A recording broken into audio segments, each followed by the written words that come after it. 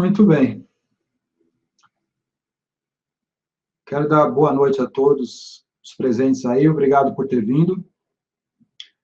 Nós vamos considerar, então, gama expandida. É um assunto que hoje interessa milhões de pessoas no mundo do ramo de flexografia. Vocês vão descobrir por quê. Só uma coisa antes, para a gente ajustar. Vocês estão me ouvindo bem? Responde no chat, por favor. Importante que vocês estejam ouvindo bem. Eu vou dar uma visão geral do que nós vamos considerar. Eu acredito que nós vamos gastar aproximadamente uns 45 minutos. Na primeira parte, eu vou, então, explicar para você de onde surgiu essa história de gama expandida, porque hoje, mais de um terço das empresas nos Estados Unidos já utilizam alguma forma de gama expandida. Então, nós vamos ver o que é, para que serve, como foi desenvolvido isso. Nós vamos ver também nessa aula como aplicar também configurações de máquina, tá certo? E vou falar para você também 4 pontos chaves aí importantes que você precisa ter para fazer a implantação na sua empresa. Eu digo implantação sim, porque é um método. Então, se é um método, você precisa fazer a implantação. É diferente de ISO 9000, entendeu? Porém, como é uma metodologia, não fui eu que inventei, nós vamos ver o histórico dela para poder entender o ponto que nós estamos hoje em termos de gama expandida no Brasil e no mundo. No Brasil estamos totalmente engatinhando ainda, muito engatinhando. Tanto é que o interesse é muito forte por essa informação. Eu vou, depois dessa explanação sobre gama expandida, eu vou falar um pouquinho também sobre paradigma, porque para você entender gama expandida, você vai precisar quebrar realmente um paradigma, né? Como assim quebrar um paradigma? Então, a gente está acostumado com cores Pantones, aquelas cores que são tradicionais e que você gera uma grande quantidade de tinta. Essas tintas vão para a máquina, tintas especiais, depois elas têm que voltar para a sua prateleira. E ela volta contaminada, ela volta já mexida com solvente ou com outras características, mesmo se for tinta UV. Às vezes também, você sabe muito bem que às vezes você adiciona alguma coisa na tinta UV, mas fora isso ela pode voltar contaminada e alterada. Seja lá como for, essa tinta volta para a prateleira, esperando uma próxima oportunidade de você reutilizá-la lá no processo. E às vezes a pressão para se utilizar essa tinta, afinal é um dinheiro que foi gasto, é muito forte. Aí o que acontece? Acaba se utilizando essa tinta de uma maneira ruim, ela não está boa, estraga seu processo, não consegue aumentar a velocidade de máquina, você acaba tendo cores distorcidas e assim por diante. Então, eu já vou adiantar para você que um dos grandes pilares para você ter sucesso na implantação de gama expandida é, sem dúvida, você fazer uma preparação antecipada e depois o segundo é controle de processo. Então, eu vou compartilhar com vocês aqui uma tela. Vai ficar só a apresentação, vocês não vão me ver, só vão ouvir minha voz, nessa próxima apresentação, que eu preparei especialmente, então, para a nossa aula de hoje, tá certo? Então, vamos lá, um instantinho só. Muito bem. Então, vamos entender. A primeira coisa, que talvez pareça um pouco polêmica, é o termo, né? Gama expandida ou gama estendida? É provável que você já tenha ouvido as duas formas, gama expandida ou gama estendida. Bem, eu vou explicar para você o seguinte, os dois termos estão corretos e tanto faz usar um ou outro. Por quê? Porque se você começar a pesquisar isso fora do Brasil, você vai ver que tem muitos técnicos e empresas que chamam de gama expandida. Já outras empresas e outros países chamam de gama estendida. Bom, não importa, as duas formas vai dizer a mesma coisa. Apenas que, vamos falar de semântica, nesse curso eu gosto de usar o termo expandida. Por quê? Porque expansão, ele dá a ideia de você ampliar alguma coisa tridimensionalmente. Tridimensionalmente. Por exemplo, quando você enche seus pulmões de ar, então ele aumenta o tamanho do pulmão nas várias direções, tridimensionalmente, na verdade. Alguma coisa estendida, talvez estender um lençol, você estaria ampliando, olha só, analogia Você pode até não concordar, mas é mais ou menos isso que alguns técnicos americanos, inclusive, argumentam sobre usar o termo expandido, tá certo? Falo, por exemplo, você pode esticar ou estender, é mais no sentido bidimensional, né, do 2D, e já no caso de uma expansão seria 3D. Por que isso tem a ver com o negócio aqui? Porque o gráfico das cores, ele é tridimensional. Então, o LAB, que é a referência, enfim, o cruzamento da referência de cor, ele é justamente tridimensional. Então, olha que interessante. Por isso que o termo gama expandida, ele é provável que seja, na minha opinião, ele é mais apropriado. E como é que começou essa história? Bom, começou com Hi-Fi Color, na década de 90. Muito bem. Eu estava lá, vi bem esse processo, porque... E outra, processo de offset. Flexografia, esquece. Naquela época, a Flexo, apesar da gente comemorar grandes avanços que nós já tínhamos, era tudo voltado para offset, né? Pouquíssimas coisas eram voltadas, em termos de desenvolvimentos nesse nível aí, para a flexografia. Havia um esforço muito grande de várias empresas, tudo, que foi muito legal, o que fez com que a flexografia se tornasse o que ela é hoje, né? Então, o maior processo de impressão, se você não sabe, eu quero compartilhar isso com você agora. A flexografia é o maior processo de impressão de embalagens flexíveis, rótulos e papelão do lado, do mundo. É o maior processo de hoje de embalagem, rótulos e papelão do lado do mundo. Então, não tem nada mais que bate a flexografia. E com a qualidade que você sabe muito bem que nós atingimos, né? Em 1999, esse camarada aí, Don Hutchinson, ele era da GATT e ele publicou um artigo falando sobre o Hi-Fi Color e também, por essa época, o hexachrome, que foi um termo cunhado pela Pantone, inclusive é marca registrada até hoje, hexachrome, da Pantone, certo? Então, eles que detêm esse termo, hexachrome. E o hexachrome, eu vou falar mais depois, mas era um CMYK mais um orange e um green, quer dizer, um laranja e um verde especial. Ele menciona no artigo também o Maxim, que era um outro sistema também voltado para offset, e a Dupont chamou isso, né, de Royal, de Dupont Hypercolor. Veja só, tudo no sentido de high color, né, de hi-fi color, quer dizer, cores de alta definição. Também na década de 90 surgiu o Opaltone, com outra proposta. A proposta era o CMYK, mais o Red, Green, Blue, o RGB, podemos dizer assim. Muito bem. E por que isso está tão em voga falar agora? Já que foi na década de 90 que começou essa história, e por que isso agora que começa a falar bastante disso?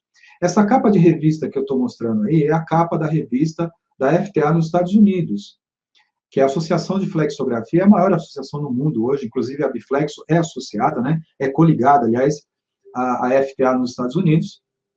E essa foi a capa da revista de dezembro agora, né, recente agora, de dezembro de 2015. Muito bem. E o que está falando aí? Está falando justamente sobre a tecnologia de gama expandida. Então, eles fizeram duas opções de capa, né? Na verdade, você abre a capa e encontra outra capa, que seria essa capa com maior intensidade nas cores, como você percebe aí, tá vendo?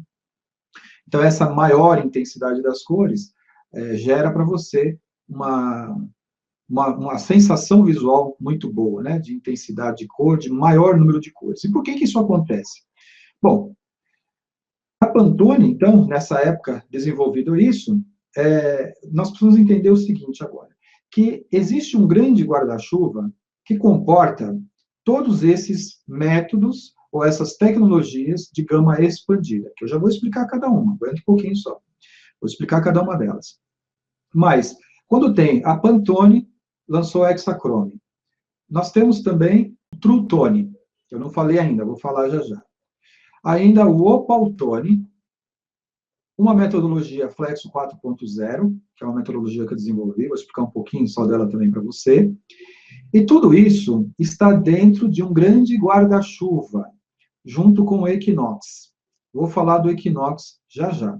O Equinox é o software que hoje permite se fazer gama expandida, ok? Então, tudo isso está debaixo desse grande guarda-chuva chamado Color Fixed Palette, ou seja, paleta de cores fixas. Qual é o objetivo principal de você utilizar hoje um sistema de gama expandida?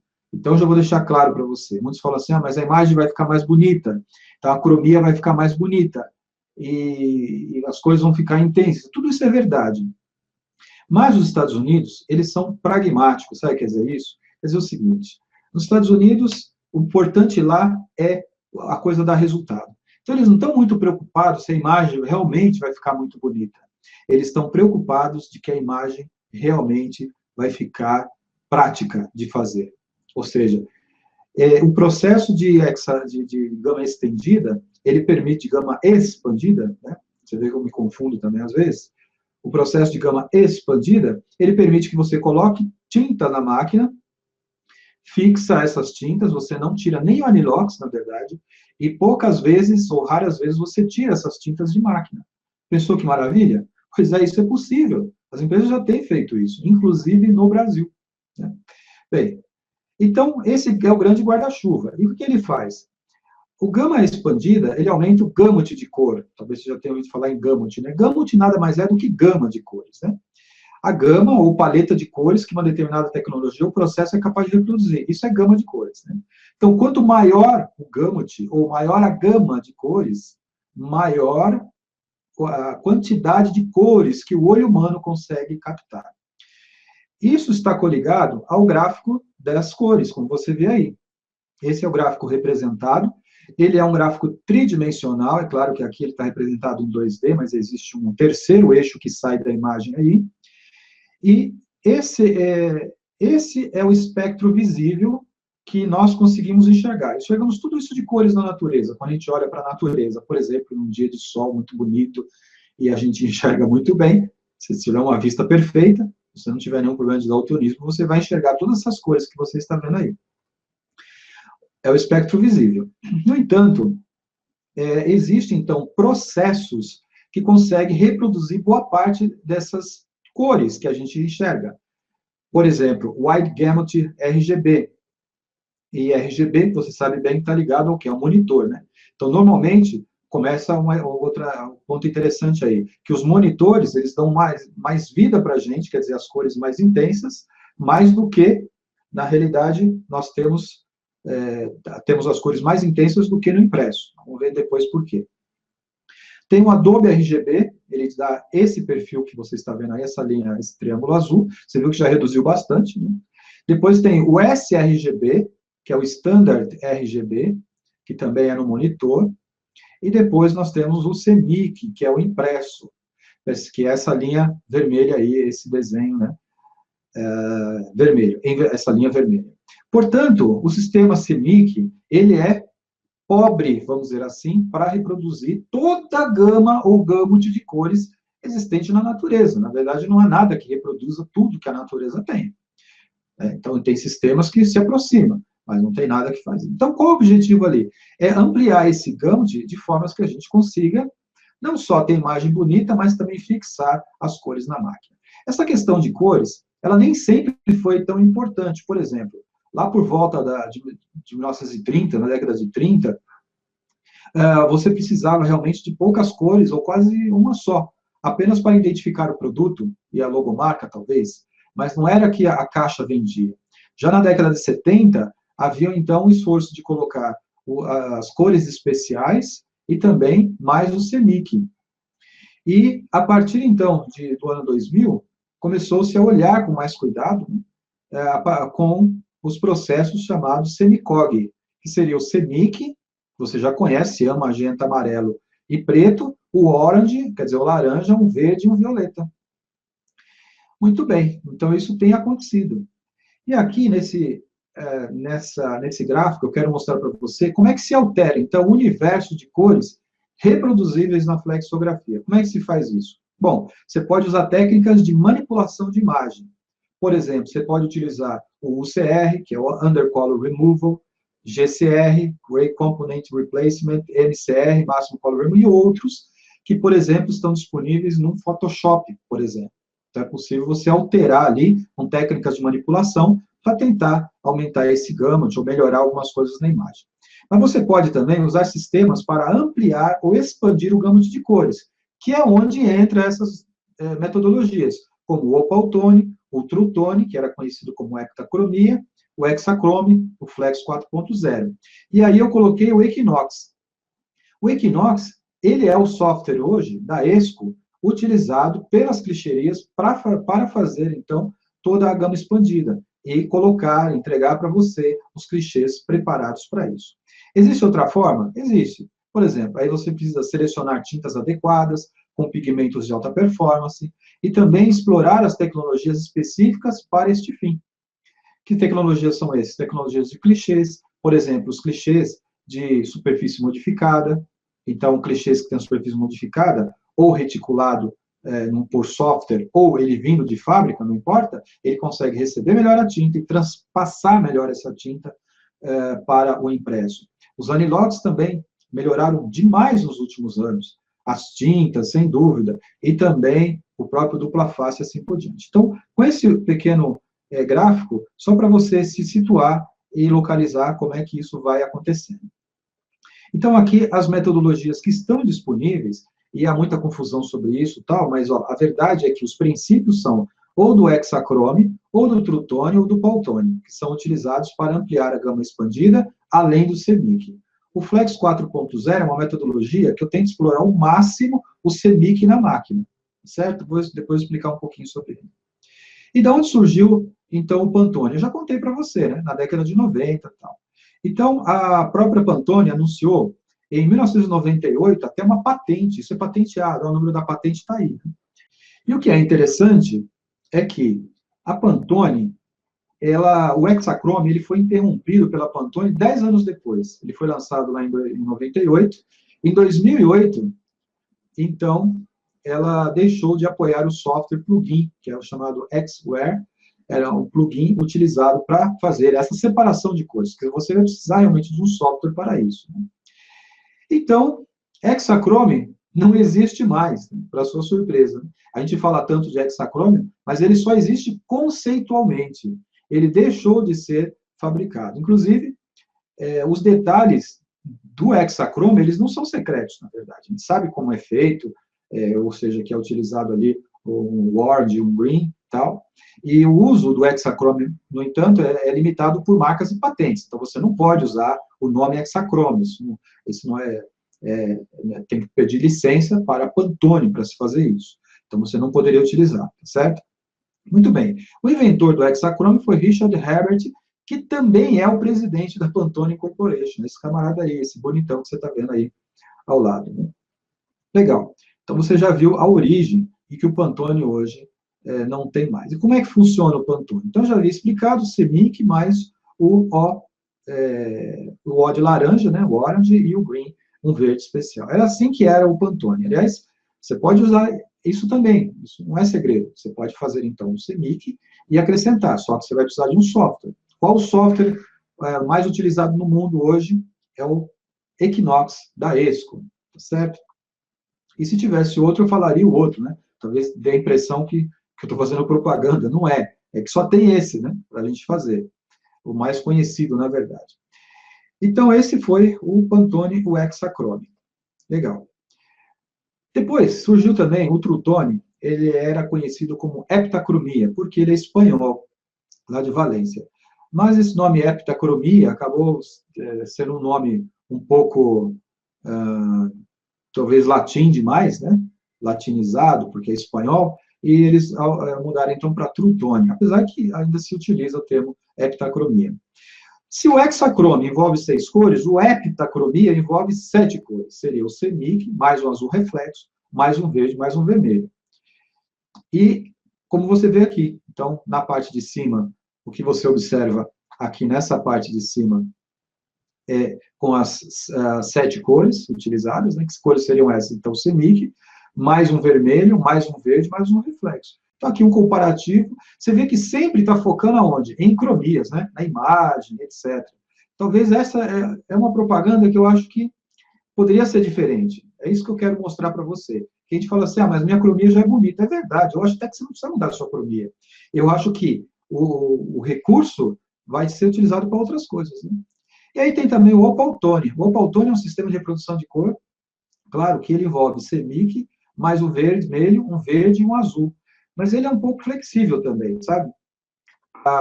Que você poderia alterar. Eu vou mostrar como se faz isso. E aí eu te pergunto, nessa altura do campeonato, só é possível ampliar o gama de cores por meio de software, como o Equinox, por exemplo, utilizando cores a mais, no caso, um RGB, por exemplo, um Red, Green and Blue, ou ainda um violeta, né? Um violeta, um verde, um laranja, que é o que é mais utilizado hoje em dia, é isso que você vai ver já já que eu vou te mostrar. Então a resposta é não. Você não precisa disso para aumentar o gama de cores. Então, eu preciso estabelecer essa base com você primeiro, para a gente passar para frente. A própria densidade das cores, ela pode aumentar a gama de cores. A própria densidade. Como assim? Como exemplo, peguei essa imagem aí, que é uma imagem comum que você vê em rótulos de tomate, por extrato de tomate, ou sei lá, molho de tomate, ou de embalagens também, né, tipo Standard Pouch, etc. E essa imagem, você tem essa imagem, de cara você já fala, ela não está muito forte, é verdade, porque eu queria ilustrar para você, colocando ela numa intensidade maior aqui. Você viu o que aconteceu? Sabe o que aconteceu aqui? O gamut de cor aumentou. Você passou a enxergar mais cores, simplesmente porque o próprio CMYK, que é utilizado aqui, ele aumentou a densidade de cor. Você quer ver um exemplo interessante? O que você acha dessa embalagem? Não é bonita? Eu gosto das embalagens em geral de salgadinhos, em geral, sendo impressos em rotogravura ou flexografia, não importa muito, e a flexografia hoje atingiu um patamar, inclusive, que antes era só feito pela rotogravura, que eram impressões de imagens muito fortes, cores vivas demais, salgadinhos. Os próprios clientes que compravam as embalagens de salgadinhos preferiam rotogravura. Esse paradigma já mudou. Então, hoje a gente vê marcas importantes sendo produzidas com impressos em flexografia. Olha aí que maravilha, né? Então, deixando aquele paradigma que só a Roto conseguia fazer, mas que a Flexo hoje está conseguindo fazer. O que você acha dessa imagem? Não é bonita? Eu acho ela bonita. Agora, como é que você diria o que aconteceu agora? Você estava achando aquela bonita, mas agora você acha essa outra mais bonita, na é verdade? Por quê? Porque o gamut de cor foi ampliado. E você pode fazer isso simplesmente também por aumentar a intensidade das cores. Uma coisa que as pessoas não percebem, geralmente quando você fala assim, por que um cliente que compra embalagem, ele prefere rotogravura do que flexografia? A resposta vem rápida, né? Ah, ele prefere isso porque a definição da roto é maior do que na flexo, né? Esse é o argumento. A gente sabe que não é. Para a gente não é válido mais, porque a flexo tem alta definição também. Mas o argumento utilizado era esse, na é verdade. Mas não é só isso. Não é só a definição. A rotogravura tem outra coisa muito mais forte, que é a intensidade das cores. Ao passo que na flexografia a gente trabalha com densidades na casa do amarelo 1.0, 1.10, por exemplo, de densidade, o amarelo, o magenta na casa do 1.35 e o cian na casa do 1.40, a rotogravura, ela trabalha na casa de 1.60 para cima. É 1.60, 1.70, chega até 1.80. Algumas vezes chega a trabalhar até com 2 de densidade, nas cores.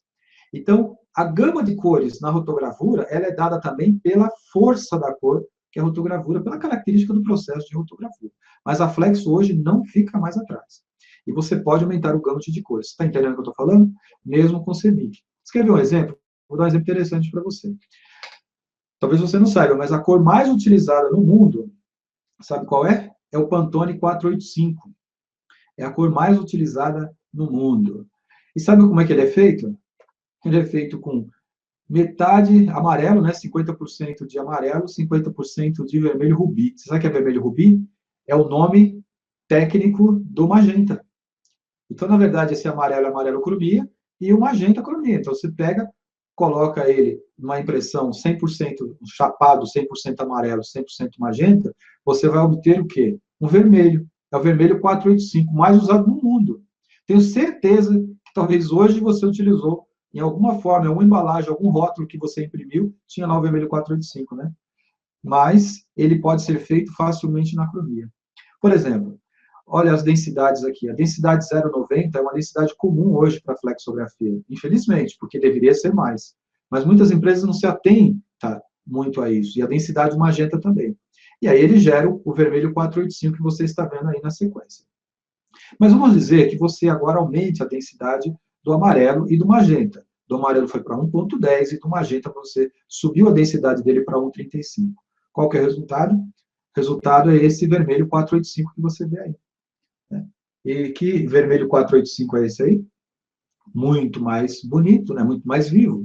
Então, o que você fez, na verdade? Você ampliou a gama de cores.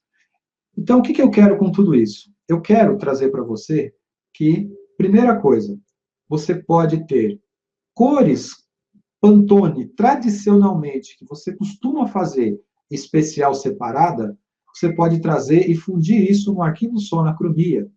Eu faço isso sempre, quase toda semana. Tem clientes meus, onde a gente estabelece que eu, por exemplo, não faço mais vermelho 485 separado, nem para logomarca, nem de clientes importantes.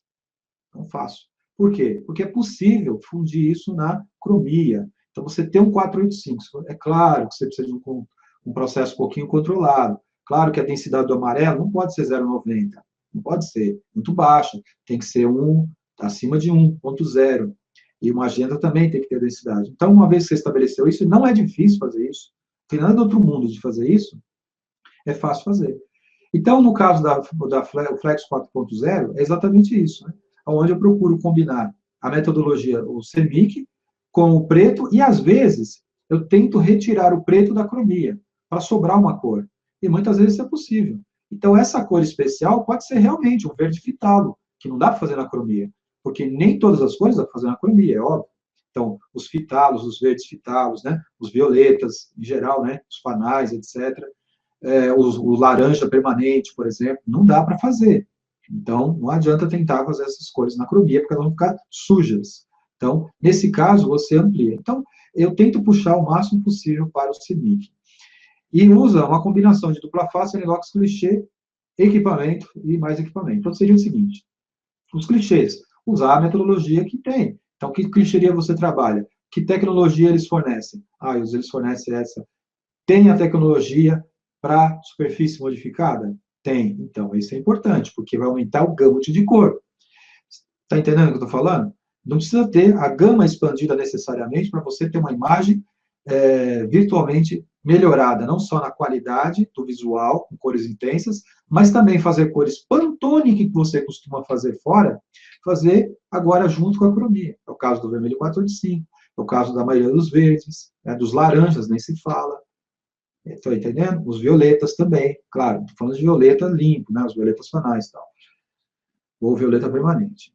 As tintas, a mesma coisa. Qual é a tecnologia de tinta que nós temos aí? Se você tiver tinta usando, se você que está agora assistindo a aula, utiliza tinta UV, por exemplo, tinta UV é maravilhosa, né? Ela dá uma intensidade de cor fantástica. Então, você nem precisa fazer muito esforço para conseguir fazer isso. O dupla face é importantíssimo. A gente, às vezes, subestima o poder do dupla face. Né? Então, a gente acha que dupla face é tudo igual. Não é. Eu tenho uma gama gigante de dupla face. Não precisa. Com a metodologia, você afinando hoje, você pode usar dois, no máximo três tipos de dupla face, não precisa mais do que isso. Eu normalmente trabalho com um ou dois só, né, dupla face. Anilox, mesma coisa. Tem várias tecnologias, empresas estão sempre lançando coisa nova, recentemente lançaram, né, mais coisas novas. E as impressoras também. Então, fala, mas eu preciso de impressora, então, que seja gearless ou shaftless, tal, motor, com drive, etc. Não. Mesmo com engrenadas, você consegue fazer excelentes coisas assim. Mas aí vem a pergunta, como então eu fixo as cores na máquina? Vamos pensar na gama expandida. Eu quero fazer gama expandida, a minha clichêria já conversou, falou comigo uma certa ocasião, e acho interessante. Então, só para relembrar, que todas essas tecnologias estão debaixo de um grande guarda-chuva, que é guarda-chuva em inglês, né, chama-se de Color Fixed Palette, ou palette de cores fixas, e que usa o software Equinox como meio para se conseguir isso. Está entendido? Acho que fica bem claro, né, nesse gráfico que eu fiz para você aqui, onde você entende perfeitamente essa história toda. O importante é o quê? Fixar as cores na máquina. É isso que você tem que buscar. O que eu preciso para não ficar trocando toda hora de anilox? O que eu preciso para não ficar trocando toda hora de tinta? Para não ter que ficar fazendo Pantone de todo tipo? Esse paradigma precisa quebrar. É isso que eu vou falar agora com você. Então, paleta de cores fixa, isso significa quase nunca remover ou trocar as tintas da impressora. Então, não importa os meios, desde que isso seja possível. O princípio é colocar as tintas na impressora e quase nunca retirar mais. E hoje, isso é quase impossível para a maioria das empresas, não é verdade? Você talvez esteja me assistindo aqui falando assim, não sei não, hein, lá na minha empresa não tem condição de fazer isso não. Isso daí toda hora tem que trocar. Isso aí mas eu digo para você que não precisa, tá? Não precisa. Então, muitas cores Pantones especiais, eu sei como é que é, eu sei a dificuldade. Eu não estou me enganando, tá? Eu sei muito bem as dificuldades que é você controlar uma logomarca de um cliente, não é verdade? A logomarca dele está no vermelho 485 e é muito difícil você controlar. Eu entendo isso aí, não estou dizendo que eu não entendo. Só que eu estou dizendo para você que existe um mundo em que isso é possível e que várias empresas, talvez até concorrentes seu, nesse momento estão fazendo. Perdão. Tem uma regra que diz, eu gosto dessa regra, que diz o seguinte: quando o paradigma muda, tudo volta a zero. O que é paradigma? É a percepção que nós temos das coisas. Em 1979, a Suíça tinha 65 mil suíços trabalhando na indústria de relógios. 1979, 65 mil suíços. A Suíça era conhecida no mundo inteiro. Mais de 200 anos pelos relógios de precisão que ela fazia. Em 1982, a Suíça tinha apenas 15 mil trabalhadores, né? Porque foi inventado o relógio eletrônico, e o Japão e os Estados Unidos passaram a fabricar. Olha só, 79 faz a conta, 80, 81, 82. 3 anos depois, a Suíça já não mandava mais no mundo, apenas 3 anos depois. Ela já havia perdido o mercado de relógios. Por quê? Porque inventaram o relógio eletrônico no Japão. E você sabe de uma coisa? Você sabe quem inventou o relógio? Você não tem noção, né? Você vai falar, foi um japonês, né? Foi um americano. Acredite se quiser, foram os próprios suíços que inventaram o relógio eletrônico, o relógio a quartzo, por exemplo, não tem mais engrenagem. Né? Então a Suíça fazia relógios com engrenagem, com rubis, lembra disso? Né? Com encaixes de rubis, engrenagem, etc, etc. Acabou, tudo não precisa mais. Agora mudou o paradigma, tudo voltou a zero. Então quem era poderoso 3 anos atrás, 3 anos depois já não era mais poderoso. O Mark Twain tem uma frase que diz assim: tudo parece prego a quem só tem um martelo. Né? Ou eu costumo dizer assim, para quem só conhece um martelo, todo problema que vier, ele pensa que é prego. Né? Já ouviu essa frase? Então, a gente não pode ter uma ferramenta só. Achar que aquilo que eu aprendi, que eu preciso de cores especiais, que eu tenho que fazer toda hora tinta, eu tenho que fazer isso pro resto da vida. Não precisa ser assim. Porque pequenas coisas podem realmente fazer uma grande diferença. É a regra do Pareto, 80-20. Né? 80% dos seus problemas possuem apenas 20% de causas. Então, é necessário mudanças, mas elas não são tão grandes assim. Um palito de fósforo, por exemplo, é pequenininho, mas ele pode incendiar uma floresta. Né? Então, quando há uma mudança de paradigma, a gente precisa o quê? Reaprender. É isso que tem acontecido. Né? E a gente precisa reaprender. Então, mas as pessoas, na verdade, querem ficar naquilo que conhece, que é a segurança. Então, eu vou ficar onde tem luz. A luz é o meu conhecimento. Eu não vou para o escuro, porque se eu não conheço. Então, eu espero que nessa aula você clareou um pouquinho para você o que é gama expandida e como é possível fazer. E do que as pessoas têm medo? Uma coisa simples. A gente tem medo daquilo que a gente não conhece. E a gente tem medo de mudar. Por quê? Porque a gente estaria admitindo que eu estou obsoleto. Agora eu aprendi uma nova coisa, só que eu não quero mudar. Por quê? Senão eu tenho que admitir que aquilo que eu fazia era errado. Mas não se preocupe com isso, não importa. O importante é virar a página. Eu fazia muitas coisas que eram para ser feitas até então, até surgir uma nova metodologia. Quando surgiu, eu não tive problema nenhum de mudar. Eu vou mudar, porque eu não preciso encerrar, né, a minha carreira fazendo aquilo que eu aprendi no começo da minha carreira profissional. E a única vantagem competitiva que nós temos hoje é a habilidade de aprender mais rápido. Então, se você que está me assistindo aqui é uma empresa, é um profissional da área, é um impressor, é um colorista, é um dono de empresa, você tem que ter essa habilidade, aprender rápido. O que eles estão fazendo? O que o concorrente está fazendo? Que metodologia é essa? E eu quero dar os parabéns para você que está aqui, né, assistindo essa aula aí, conhecendo esse assunto. Pode imaginar, então, as vantagens? Sim, né? Claro, as vantagens de você conseguir fixar cores na máquina, inclusive anilox. Baixo setup, acerto de cor zero, praticamente, retorno de tinta muito baixo, economia de tinta, muita flexibilidade produtiva, entregas mais rápidas, menor desperdício de material, menor risco de bater ou danificar anilox, aumento da qualidade percebida pelo cliente, você vai ter um diferencial também de cor, só você faz isso, baixíssimo inventário de anilox, baixo inventário de tintas, menos pessoas na operação, no setup, por exemplo, nas tintas, etc. Você pode direcionar para outras coisas. Facilidade de programação no PCP, menos gastos com limpeza de grupos impressores, rápida aprovação de clientes, 64% de redução de desperdício é o que normalmente você consegue. Então, não vou nem ficar falando todas as vantagens que você já deve imaginar. E, para finalizar, a pergunta é, como é que eu configuro, então, uma máquina de tambor central, 8 cores, para fazer isso? Bem, a configuração, eu costumo colocar o seguinte, que as empresas fazem também. A primeira cor, ela é neutra, ela fica em aberto. A segunda cor, amarelo. A terceira, magenta. A quarta, cian. A quinta, laranja. A sexta, o verde. A sétima pode ser o violeta ou azul reflexo. Depende do foco do seu mercado. Se você faz muita embalagem relacionada ao mercado de higiene e limpeza, por exemplo, o verde, aliás, o azul reflexo é muito utilizado. Claro que o violeta também, mas o reflexo é mais utilizado ainda. E a oitava cor é neutra também. Por quê? Porque você pode ter impressão externa e interna. O que seria impressão interna ou externa? Interna é quando você imprime um filme flexível e depois esse filme flexível ele é visto, ele é virado, né? Ele é laminado e você vai ver a impressão positiva para você. Se for assim, então o branco aqui ele vai cair na última cor. Se a impressão for externa, então o branco muitas vezes você vai, se não for um material papel ou um BLPP pérola ou um polietileno leitoso ou qualquer coisa assim, você vai colocar um branco por baixo. Então começa com a primeira cor. Entenderam? E você pode, claro, inverter aqui, né? Uma cor branco e o preto, por exemplo, a oitava cor pode ser o preto. Se a impressão é interna, a primeira cor seria preto, depois o amarelo, depois o magenta. E aí eu sei que você vai perguntar uma coisa. O que você vai perguntar? Você vai perguntar assim, mas peraí, impressão interna e externa, eu tenho que inverter as cores, não é? Não.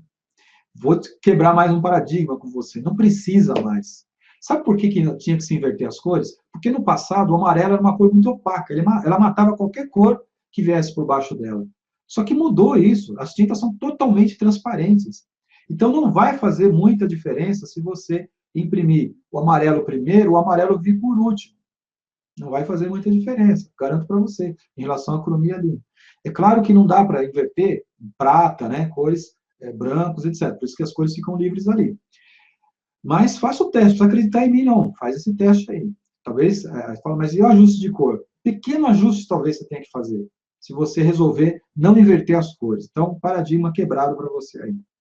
E se for uma modular, uma impressora, rótulo, banda estreita, modular, com 8 cores? Bem, a primeira e a oitava segue o mesmo esquema. Depois eu tenho o amarelo, magenta, cian, o laranja, o verde e o violeta, no caso. Ou ainda o azul reflexo, no caso de você fazer muitos rótulos também que envolve azul reflexo. Mas percebeu? Você tem também, então, essa possibilidade de fazer essa inversão. Entre a primeira e a oitava, elas são cores coringas. Muito bem, moçada. Como é que isso é possível? Então, encerrando, né, concluindo.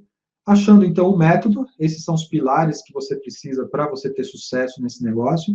Parceria com clicherias especializadas, né? Converse com a sua clicheria. Se a sua clicheria não tem ainda a possibilidade de gama expandida, não se preocupe. Tente fazer o máximo com o CENIC. Esse é o meu conselho. Também, determine e escolha o melhor tipo de anilox, melhor clichê, melhor tinta. Na próxima edição da revista Projeto PAC, vai sair um artigo meu falando sobre teste form. E ali eu mostro a diferença entre fingerprint, teste form, single color. Né? Tudo parece confuso hoje, mas na verdade são coisas lógicas e separadas. E ali eu ensino, até dou dicas de passo a passo como você fazer aquilo ali para você determinar e escolher o melhor de cada um. Você pode definir, deve definir e padronizar a sua tinta com densidades. Mas eu não tenho densitômetro, minha empresa não tem condições de comprar um densitômetro. Tem sim. Hoje você consegue densitômetros com custo bem baixo aí, tá? Usado mesmo, em bom estado, bem feitinho, você acha uma empresa aí que vende baratinho, você consegue pelo menos fazer o controle das densidades. Padronização e controle de processo, é claro que isso é importante, né? E busca de parceiros capacitados, além de treinar a mão de obra, capacitando. Então, moçada, essa é um pouco aí, né, do que eu tinha para considerar com vocês sobre a gama expandida. E agora eu gostaria de ouvir de vocês aí.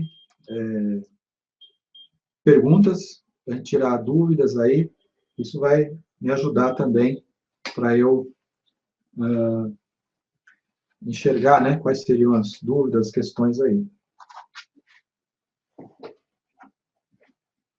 Pode digitar nos aí, tá?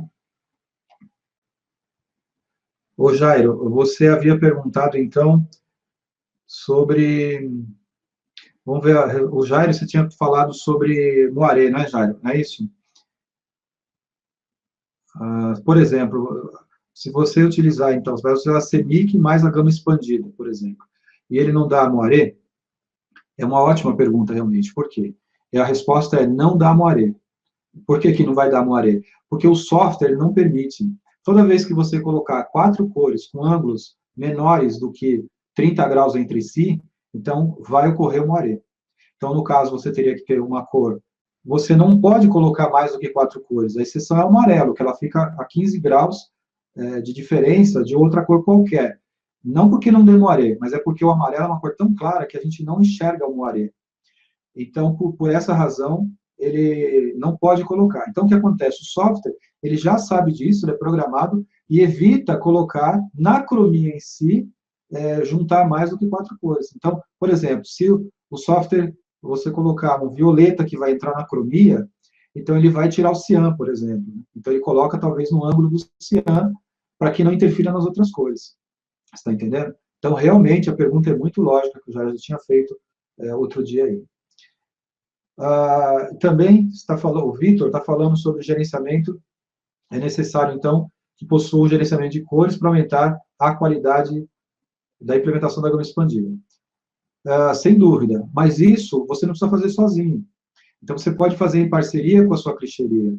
As clichêrias, eu conheço muitas clichêrias, e olha, são gente interessadas realmente em você. Sabe por quê? Eles são interessados em ajudar você, porque acaba ajudando eles também. Então, no momento em que eles ajudam a você a gerenciar também as cores, te orientam nas densidades que você precisa, faz o teste form, ele está te ajudando também no gerenciamento de cor, tá certo? Essa é uma dica que fica aí, Vitor. Mas se você tem conhecimento ou gente técnica para isso, claro que você pode explorar isso também. O Leandro está falando sobre, vamos supor que tem um texto em preto numa impressão interna. Como ficaria essa sobreposição no caso da gama expandida, se invertesse a impressão? Então, Leandro, é aquilo que eu expliquei. A primeira e a oitava cor, elas ficam trocando ali. Você pode inverter. Então, tem hora que você vai usar na primeira cor o branco, ou tem hora que você vai usar o preto mesmo. Porque, para a impressão interna, o branco só vai por último, então ele fica lá na oitava cor. Né? Você quer ver? Ó, vou só voltar, então, aqui rapidinho, o Leandro. Olha aqui, ó. Aqui, tá vendo? Então, aqui, Leandro, tá vendo? Então, a primeira cor fica livre, a oitava fica livre. Impressão interna, o preto aqui, ele entra aqui. Impressão externa, o preto entra aqui na oitava. Né? Porque na impressão interna, se tiver branco, ele vai para a oitava cor. Essa é a ideia aí. Legal. Obrigado, Jair, pela pergunta aí, viu?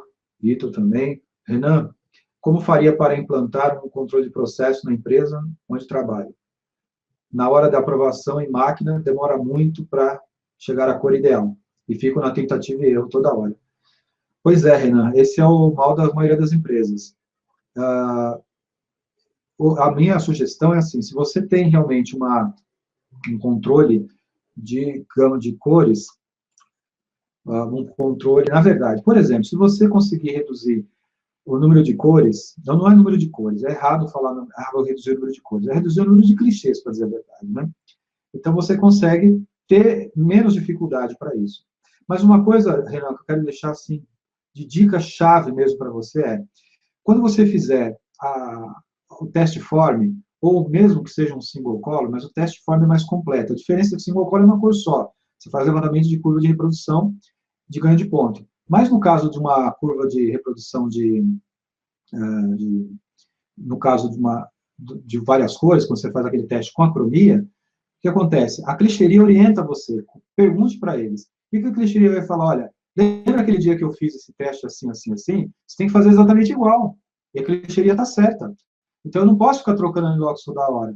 Eu não posso ficar trocando a tinta toda hora. Mas eu sei que não é fácil não trocar anilox. Às vezes o anilox está arriscado, às vezes ele entope, né? Às vezes você não, às vezes está usando em outra máquina, não tem anilox para aquela máquina. Eu entendo tudo isso aí. Mas a ideia é que você consiga fazer uma completa, vamos dizer assim, gerenciamento nesse sentido aí. Então, a dica é, quando você fez o teste form, lá com as 4 cores que a clichêria fez com você, você tem que gravar aquilo ali e repetir no dia a dia. Você vai ver que você vai conseguir acertar muito mais fácil as cores aí, tá bom? É claro que cor especial sempre depende também muito da habilidade do coitado do colorista, né? Não é fácil para o colorista hoje em dia, mas depende muito da habilidade dele, tá bom?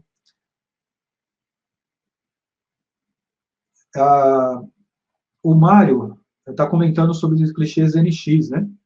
São ideais, então, para essa nova técnica. É verdade. O NX, ele tem uma superfície modificada, reticulada, podemos dizer assim, que é o DigiCap. Então, ele realmente ajuda nessa metodologia, é isso mesmo. No entanto, os outros fabricantes também porque o NX é da Kodak, né?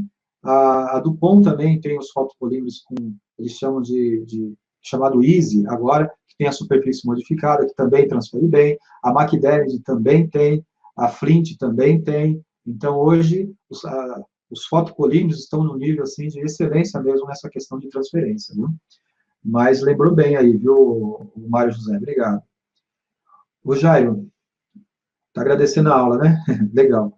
Eu que agradeço aí. Poxa, é excelente, viu? Eu fiquei muito surpreso, muito grato mesmo pela audiência de vocês, viu? O Alessandro está perguntando, então, sobre anilox GTT são ideais para esse processo? Bom, eu tenho bastante experiência com o GTT. O GTT hoje tem uma coisa curiosa. Na parte de banda estreita, hoje, na área de banda estreita, que é rótulos, etiquetas, o GTT é bastante utilizado. Né? Então, várias empresas que hoje estão implementando e arriscando a fazer o gama expandida são empresas de rótulos também, e utilizando justamente o GTT. E, na verdade, funciona muito bem, sim, viu? É excelente, na verdade, recomendo também. Por quê? Porque o GTT, para quem não sabe, ele possui canais, então a transferência de tinta, ela é dosada e flui, né? Ela tem uma fluência boa. Então, existe muita facilidade com o GTT.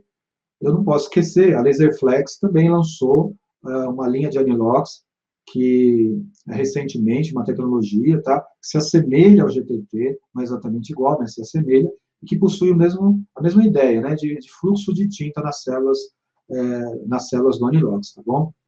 Vale a pena conferir aí no fabricante também. O Leandro Rabelo, então no mercado de hoje, tem se falado muito em padronização de cores, né? Deixa eu ver aqui, Leandro, que eu não estou enxergando a pergunta toda aqui.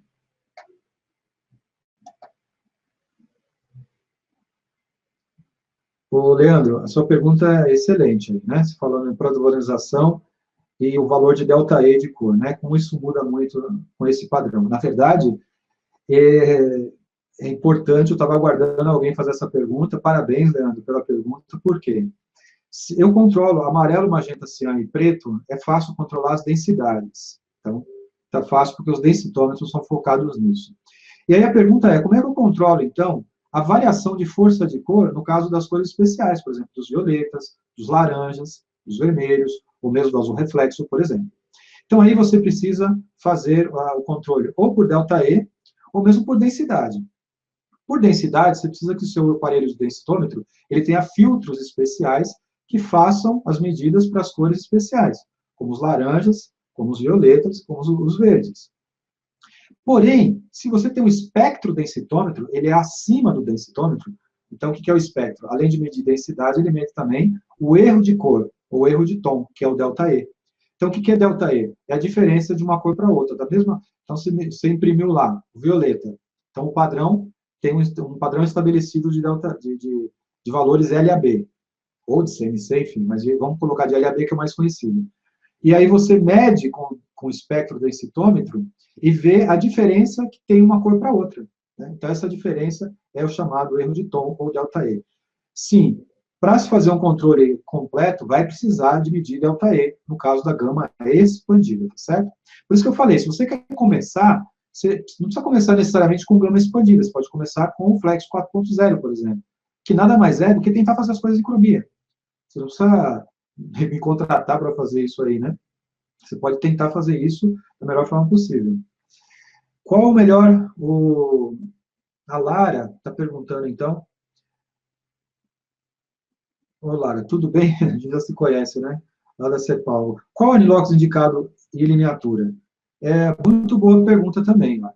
A resposta está relacionada com a preparação. Quando se faz a implantação da gama expandida, então a gente faz também tem que refazer, na verdade, o teste form. E esse teste form, eu estou preparando uma aula, para dizer a verdade, eu quero ver se... Está no meu curso, na verdade, de gama expandida, né? Eu tenho um curso 100% online de gama expandida, onde eu ensino tudo isso. Inclusive, como fazer essa escolha do Anilox. Então, lineatura BCM do Anilox, ou se você for utilizar GTT, que é bastante utilizado hoje, então fica assim, mais ou menos fácil. Mas não importa se você tem um ou outro, se é GTT ou hexagonal, é necessário, então, fazer isso. Então, eu vou dizer para você que não dá para dizer exatamente aqui, né, falar assim, olha, esse é o melhor que você vai usar nessa lineatura. Por que não? Porque depende muito, então, do seu processo, realmente, da característica do clichê que você está usando, da própria tinta que você está utilizando, tá certo? Mas não é difícil fazer, não. Eu quero ver se mais para frente eu coloco uma aula falando sobre isso, como fazer essa escolha. Obrigado aí, Lara, pela participação. O Marcelo, como controlar o ganho de ponto, né? Se a matriz de flexo é levográfica e cada impressora incrementa a pressão diferente no contato do clichê anilox substrato. Pois é, Marcelo, isso que torna o desafio da flexografia, né, no mundo. Por quê? É diferente de outros processos. Olha aqui, eu vou falar uma coisa aqui, eu não quero menosprezar nenhum processo, tá certo? Mas hoje, eu não vou nem citar os outros processos de impressão, mas a flexografia, ela é muito artística mesmo. Ela depende da habilidade do operador, diferente de outros processos, que às vezes só apertar um botão já sai imprimindo. Não estou menosprezando, tá? Nenhum operador, tá certo? Cada um com as suas tecnologias. Mas a flexografia depende muito da habilidade do operador. Então, isso realmente faz uma diferença. E como é que a gente controla isso? Bom, hoje, os dupla faces com tecnologias mais sofisticadas, os próprios clichês alteraram a característica deles, né? Então, tem tido várias coisas hoje, Marcelo, que tem ajudado a gente, e a próprio treinamento, né, dos operadores. Então, o operador cada vez mais entende, isso depende muito de você também treinar o seu operador, né? Quer dizer, o anilox no clichê e o clichê no substrato, no material, suave no material. Esse é um termo em inglês, inclusive, viu? Os americanos de flexografia utilizam essa terminologia, tá? Não estou inventando aqui, não. Muito bem, gente, eu agradeço para vocês também. Só uma coisa antes da gente encerrar, então, para quem quiser realmente conhecer bem mesmo, eu tenho um curso online, eu vou deixar o link depois aí na descrição, que é um curso online, 100% online, que você pode fazer, onde eu explico detalhe, passo a passo, como você pode implantar a gama expandida na sua empresa. E o Mário José faz um comentário aí também, né, sobre a relação de custo-benefício com gama estendida. De longe é melhor em momento em que temos que isso, com pouco fazer bastante, né? É isso aí, Mário. Concordo com você. O Vitor, valeu, Vitor. Coloca o nome aí. Pessoal, não esquece do nome. Mas coloque o nome, tá? Obrigado, Marcelo. Obrigado, Isaac, pela participação aí. Obrigado, Lara. Muito bom ter a participação de vocês. Prazer em vê-los. Faz tempo que eu não vou para Goiânia, né? Mas quem não foi inscrito no canal, se inscreve aí, né? Clique em inscrever-se aí para receber. Daqui para frente eu vou postar frequentemente informações, né? Legal. Obrigado, Renan, pela hora, obrigado aí pelo seu comentário. Cláudio Garcia, obrigado. Deixa eu ver aqui. O Jairo comenta que ficou muito bom, né? Teve alteração do código de base, apenas a placa do preto foi refeita. Legal, Jairo, é isso aí. Buscar simplificar, né? O Cláudio Garcia, obrigado, Cláudio. Sempre obrigado mesmo. A matéria do teste form está na próxima edição, não é essa que está falando da Drupa agora, da Projeto PAC, né? Vai estar lá um artigo bem completinho sobre isso. Marcos Toledo, valeu, Marcos, muito obrigado aí. O Jairo, utilizando então o mesmo processo, mesma imagem, mesmo software, mesma impressora, ficou muito boa a impressão. Então, como afinar o padrão, né, entre clichêria e fornecedor de embalagens, fornecedor de tintas. É difícil responder isso rápido assim, viu, Jaira?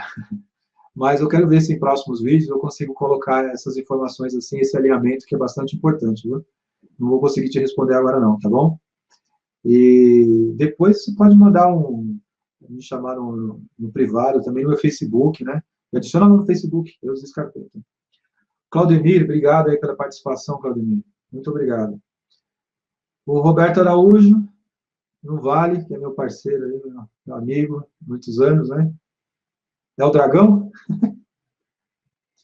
Mário, valeu, Mário. Fernando Cotrim, obrigado, Fernando. O Jorgino, o Albino, é bem de longe, hein? O que eu acho legal nesse evento, não sei se vocês concordam, é que é uma oportunidade de pessoas muito distantes, né? Acaba tendo também a oportunidade de interagir, de ver que a gente está no mundo aí, da flexografia. Com muito orgulho, né, moçada? Muito orgulho mesmo de sermos flexógrafos. Tá certo? Eu estou esperando só mais um pouquinho para que todos coloquem o nome aí, gente. Vamos colocar o nome para que a gente faça o sorteio. E clique lá em inscrever-se, tá bom? Se inscreva, dê um like se você gostou. Tá bom? Muito bom. Moçada, quero agradecer demais a participação de vocês. Excelente a participação. Puxa, não esperava ter tanta gente assim. É uma sala de aula mais do que completa, com pessoas interessadas, pessoas do ramo, né? Paulo César aí, obrigado também. Renan Silva Barbosa.